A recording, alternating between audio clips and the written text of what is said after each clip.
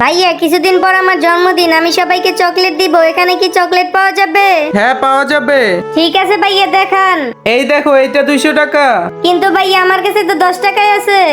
তাহলে তোমার মা বাবাকে বলো তোমাকে চকলেটের বক্স কিনে দিতে। ভাইয়া আমার মা বাবা নেই।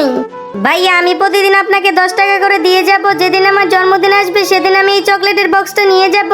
আচ্ছা ঠিক আছে, তুমি প্রতিদিন আসবে আর এটার ভিতরে টাকা জমা করবে। ঠিক আছে ভাইয়া। ভাইয়া আমার টাকাগুলো ফেরত দিন। হঠাৎ করে টাকা ফেরত নিবে কেন?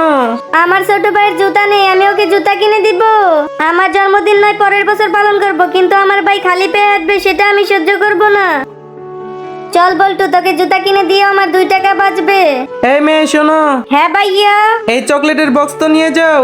কিন্তু ভাইয়া এই চকলেটের বক্স তো 200 টাকা, আমার কাছে তো 2 টাকাই বাঁচবে। এখন তো 2 টাকা হয়েছে, এই নাও। শুক্রিয়া ভাইয়া।